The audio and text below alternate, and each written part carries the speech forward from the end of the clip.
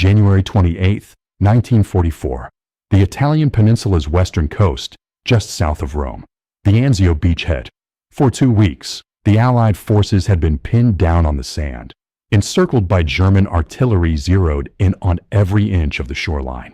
But for one company of the 30th Infantry Regiment, the war had just moved 40 miles up the coast to a narrow strip of land near the island of Isola Bella. How did a 24-year-old cook from Chicago, born in Sweden, become the most forward-deployed soldier in his battalion, crawling 125 meters through a curtain of artillery and machine gun crossfire? And how did a man whose official job was to serve chow end up leading a squad of green replacements through a baptism by fire that would eliminate 4 enemy positions, kill 5 Germans, capture 2 more, and secure an entire flank, until a final scouting mission cost him his life?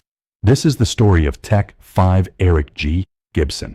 This is the story of the cook who became the Army's top scout. To understand Eric Gibson, you have to understand that he was never supposed to be a combat soldier. Born in Nysund, Sweden, in October of 1919, Gibson emigrated to the United States as a young boy, settling in Chicago. When he enlisted in February of 1941, the Army looked at the 21-year-old and assigned him a role that kept thousands of men fed: cook. Assigned to Company I, 30th Infantry Regiment, 3rd Infantry Division, Gibson wore the cook's whites and stirred pots, first in training, then in combat theaters. By November of 1942, Gibson's unit was in North Africa, participating in Operation Torch. The 3rd Division pushed through the rugged terrain of French Morocco and later Tunisia. It was here, under the African sun, that Gibson made a decision that would alter the course of his war. He approached his commanding officer with an unusual request. He wanted to fight, not just as a cook defending the mess tent, but as a frontline rifleman. According to U.S. Army quartermaster records, Gibson struck a deal. When the company went into battle, he would set down his ladle and pick up an M1 rifle, serving as a rifleman in an infantry squad. When the firing stopped, he returned to the kitchen. It was an arrangement born of sheer determination, and it worked until it didn't. When the 3rd Division invaded Sicily in July of 1943, Gibson's dual role became legendary within his company. The Sicilian terrain was mountainous, impassable for most motorized vehicles. Supplies had to move by pack mule.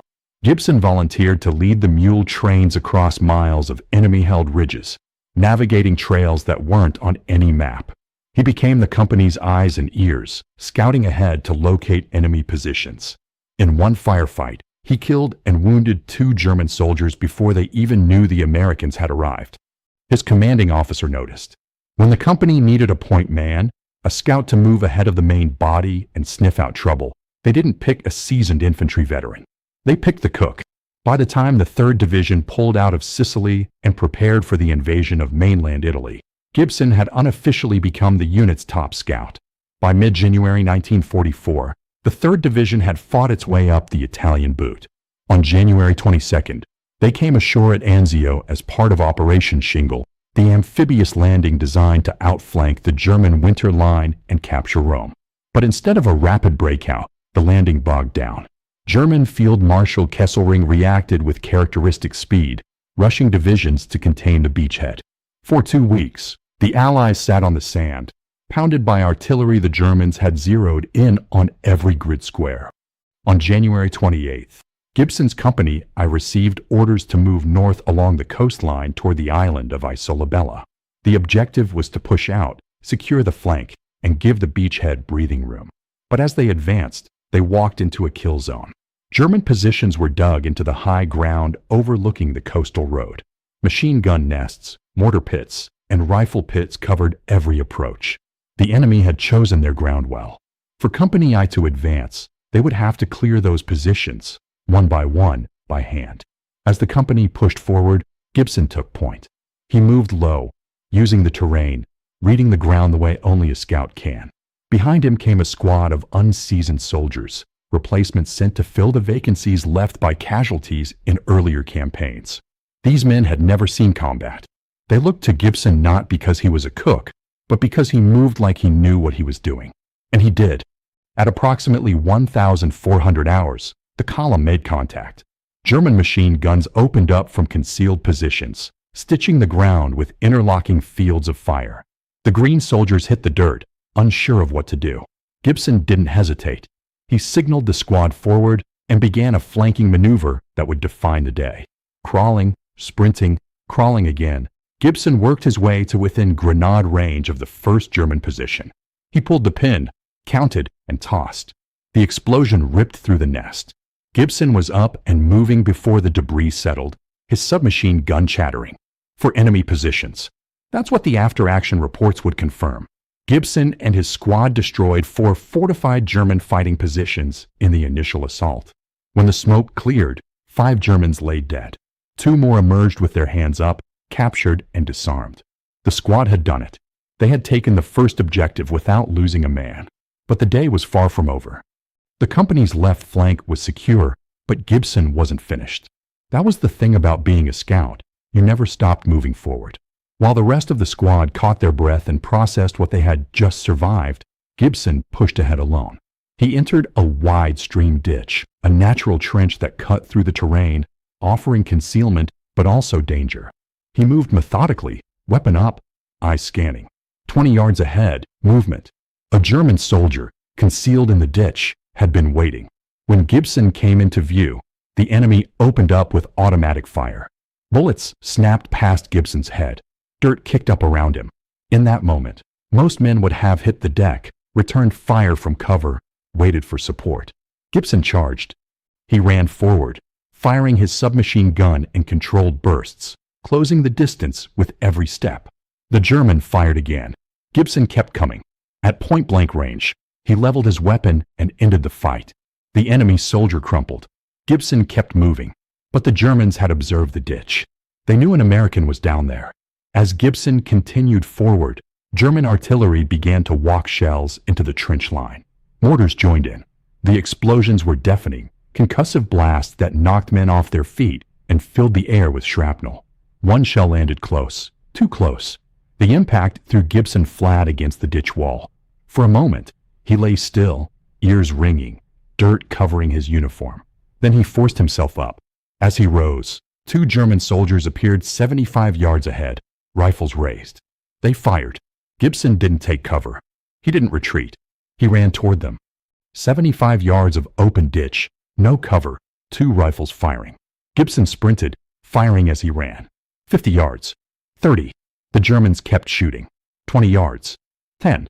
Gibson's fire found its mark. 1 German fell. The second threw down his weapon, hands in the air. Gibson now had a prisoner. He couldn't stop. He couldn't hold the man. He motioned him to the rear and kept going. Ahead, a new threat emerged. 200 yards further down the ditch, a heavy machine gun had opened up, its tracers stitching the air just above Gibson's head. The fire was accurate, suppressing, deadly. Gibson hit the deck and crawled back to where his squad waited. He gave the order, lay down suppressing fire. Every available weapon. Make the Germans keep their heads down. His men didn't question. They opened up, pouring fire toward the machine gun nest. And Gibson crawled forward into hell. 125 meters. That's the distance the U.S. Army officially recorded. 125 meters of crawling through an artillery barrage, through machine gun crossfire, through dirt kicked up by bullets impacting inches from his body. Gibson moved on his belly, elbows digging into the earth, weapon cradled beneath him. Shells exploded to his left and right. Shrapnel whined overhead. The machine gun fire never stopped. Tracers burned trails just above his back. Dirt showered down on him with every burst. He kept crawling. This was not a sprint. This was not a charge. This was slow, agonizing movement. Inch by inch, across ground the Germans had zeroed in with every weapon they had. Gibson's uniform soaked through with sweat and mud. His arms burned. His lungs burned. He kept crawling. The squad watched him go, unable to help, unable to do anything but pour fire down range and pray. They lost sight of him in the smoke and dust. For long minutes, they didn't know if he was alive or dead. 125 meters. A football field and a half. In combat, under fire, it might as well have been 1,000 miles. But Gibson made it. When he reached the machine gun nest, he didn't hesitate. 2 hand grenades left his pouch, pins pulled, arcs thrown. The explosions ripped through the position. Gibson was on his feet, charging, submachine gun up, firing into the stunned and shattered enemy crew. 2 Germans died in that nest. A third, somehow still alive, surrendered. Gibson took him. 3 enemy positions destroyed by 1 man in a single afternoon. 4 bunkers reduced by his squad. 5 Germans dead by his own hand. 2 captured. And now, a 3rd prisoner. A 3rd man who would spend the rest of the war in a cage because a cook from Chicago refused to stop moving forward. The squad caught up to Gibson at the bend in the ditch. They were exhausted, awed, barely able to process what they had witnessed. Gibson looked at them, nodded, and moved forward alone to scout the next bend. It was the last time they saw him alive. Moments later, the squad heard gunfire. Not the sustained chatter of a machine gun, but the sharp exchange of rifle and submachine gun fire. Single shots, bursts, then silence. They moved around the bend, weapons up, hearts pounding. 35 yards ahead, near a German outpost, they found Gibson. He was dead, but he wasn't alone. 1 more German soldier lay beside him, killed in that final exchange. Even in his last seconds, Gibson had taken 1 more enemy with him. Tech 5 Eric G. Gibson, the cook who became a scout, who led mule trains through Sicilian mountains, who trained green replacements by example, who crawled 125 meters through artillery to kill a machine gun nest, gave his life on January 28, 1944. He was 24 years old. For his actions that day, Gibson was posthumously awarded the Medal of Honor. On September 15, 1944, his parents received the nation's highest decoration for valor at a ceremony at Camp McCoy, Wisconsin. Gibson's body was returned to the United States in 1948 and buried in Norris Cemetery in Rice Lake, Wisconsin, where his parents had moved during the war. But his legacy didn't end there. An Army Reserve Center in Berwyn, Illinois, bears his name. A dining facility on Fort Lee, Virginia, honors the cook who fought. In 1995, a Navy container ship was renamed the USNS Gibson.